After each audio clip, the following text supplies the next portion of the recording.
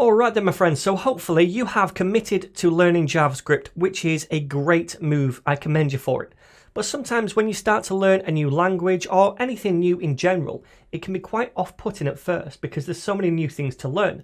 So my approach to teaching is to making learning more fun and hopefully inspire you to keep on learning too.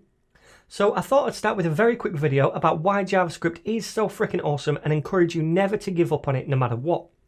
So this course is all about JavaScript for websites. So making cool things in a browser such as digital clocks, quizzes, animations and all that jazz. And that in itself is amazing. We can take a static website built with just HTML and CSS, and with just a few lines of JavaScript we can breathe all sorts of life into it. And that's going to open up so many doors for you when you're creating these new websites. And learning JavaScript this way is the first natural stepping stone in mastering the language. It's why JavaScript was originally created, to add this kind of functionality and interactivity to websites. So that's why we'll be learning to do all of this throughout this course from the ground up. And what's more, when you're comfortable with working with JavaScript in the browser, you can start to use it for back-end development too on a server, because JavaScript can be used for front-end development and back-end development thanks to a little thing called Node.js. But that's not all JavaScript is good for.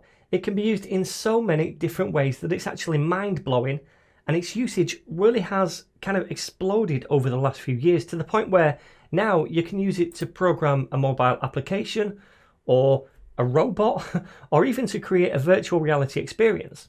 So imagine being able to do all of this with just one single programming language. It's such a universal language with so many different amazing uses that in my mind, learning it is an absolute no-brainer. And because it's evolving so rapidly, there's never going to be a shortage of new and interesting ways to learn and play with JavaScript. So then my friends, hopefully this course will give you the confidence to go out there, make some awesome websites, but also explore new avenues and make the most out of what I think is a truly awesome programming language.